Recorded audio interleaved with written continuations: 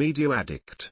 Pseudo Meghan's secret account stuck her foot in her mouth, as daring to sully royals' name. Here we go.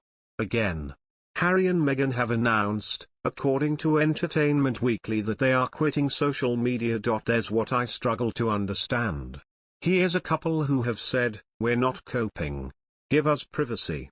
But, they've gone out and hired private jets to head to an event where they take photos for 10 minutes of them doing charitable deeds before heading back to their Santa Barbara digs.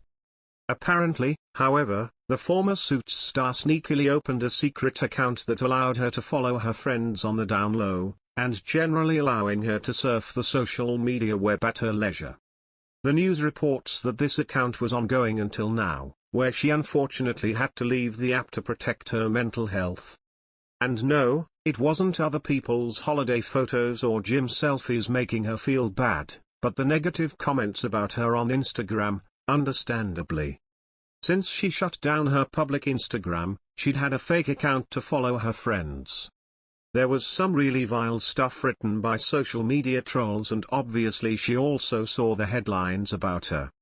After all the stunts these two have pulled over the last 3 years, I've gotten to the point where everything they do pisses me off. I'm not a big follower of the royal family, but I do enjoy seeing how much bigger of a hole Harry and Meghan drop themselves into. As cruel as that might sound, they have only brought on the animosity that social media brings with it themselves.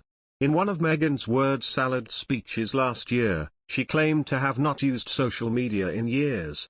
She even claimed that people who are obsessed with it are addicts.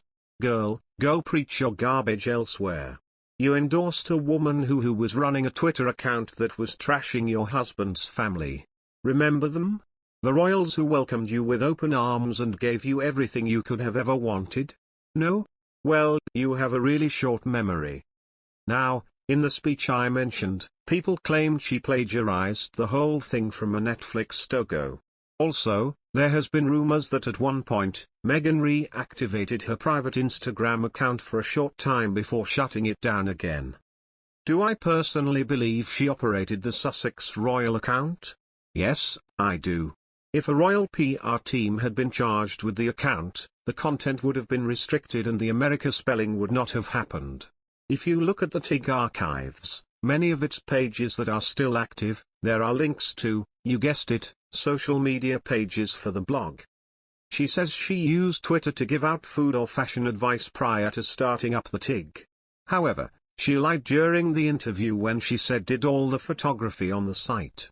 There is quite literally credits all over the pages that are still available of the photographer's name, and it's not Meghan's. Harry is a man who wasn't raised around social media.